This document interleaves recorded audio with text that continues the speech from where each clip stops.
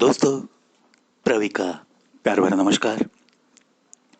हिंदी भावतरंग में आज की कविता, इसका जन्म कैसे हुआ।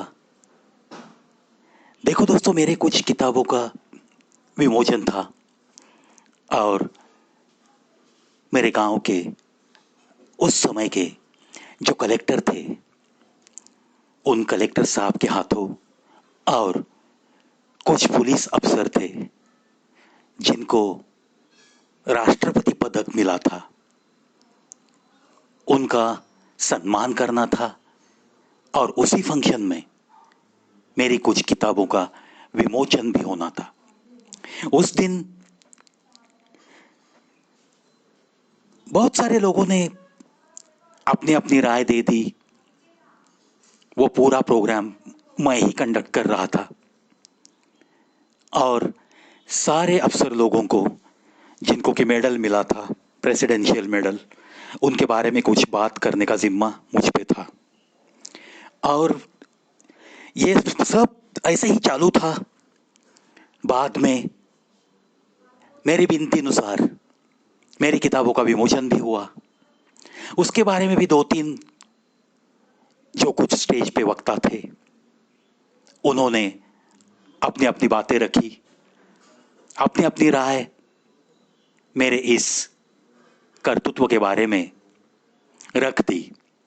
और आखिर में जब खुद कलेक्टर साहब बात करने के लिए उठे, तो ये जब पूरा सिलसिला चालू था, लोगों के भाषण हो रहे थे, तब देखो दोस्तों, एक सुपर क्लास वन ऑफिसर, वो ऐसे ही नहीं होते।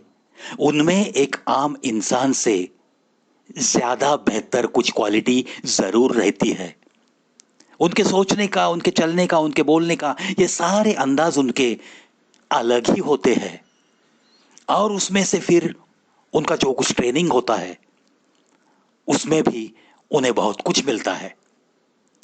तो कहने का मतलब यह है, वो जब भाषण करने चले आए तो उन्होंने एक बात का ऐसे जिक्र किया जो कि किसी के भी जहन में नहीं आया था।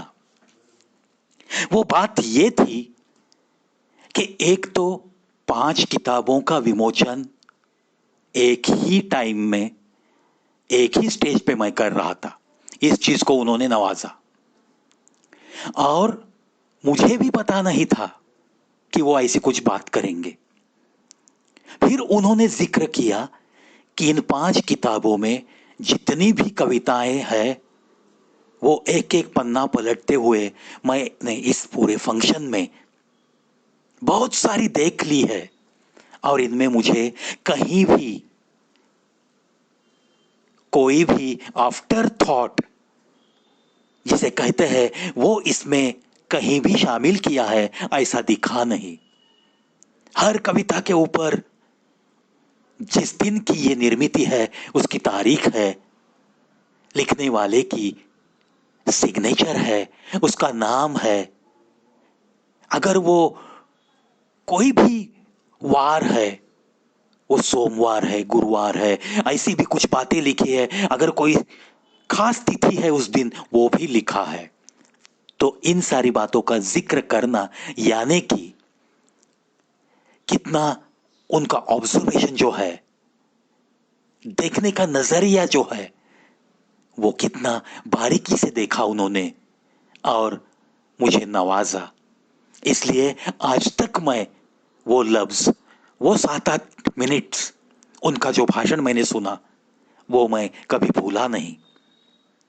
और घर जाने के बाद इन्हीं यादों में उन्होंने एक लफ्ज कहा था, ये ऐसा सब कुछ करना आसान तो नहीं, बड़ा कठिन है। सिर्फ मैंने ये धागा पकड़ के उसी रात मेरे हाथों इसी कविता का जन्म हुआ। शीर्षक आसान तो नहीं। हमने कुछ कहा ही नहीं, किसी ने सुन लिया। कागज पे उतरा कभी गीत कोई, गाएगा ये जमाना या नहीं, ये तो हमें पता नहीं। मगर किसी ने तो इसे चूम लिया। कहते हैं झूमने का मौसम हर पल तो नहीं मिलता, और हर मौसम में भी तो ये गुलशन भी तो नहीं खिलता, नहीं खिलता। ये चमन नहीं महकता, फिर भी हर मौसम को ही हमने तो माना है बस झूमने का मौसम, गीत गाने का मौसम। कहते हैं लफ्जों का कलम से उतरना इतना आसान तो नहीं, इतना आसान तो नहीं। देखी अनदेखी बातों की लड़ियां बुनना आसान तो नहीं, आसान तो नहीं। हाँ, बात ये जरूर सच है, फिर भी वक्त बे वक्त ये लड़ियां बुनना, लफ्जों की बहार में से कुछ कलियां चुनना और उन्हें भावनाओं की महक देकर कोरे कागज की दुनिया पे बिखेरते रहना आसान तो नहीं ये कारनामा, आसान तो नहीं ये कारनामा। कठिन भी तो ना लगे हमें जब साथ दे हमें कोई हसीन सी नजर, और जब तक होता रहे बिना कहे भी, जब तक होता रहे बिना कहे भी किसी के कुछ सुनने का कोई असर, और देती रहे कोई खामोशी दिल पे दस्तक, मगर ऐसी दस्तक को जानना भी तो आसान काम नहीं, आसान काम नहीं। लफ्जों का कोरे कागज पे बिखेरना, कलम का चलते रहना, और ऐसी ही लफ्जों की लड़ियां बुनते रहना आसान तो नहीं, आसान तो नहीं।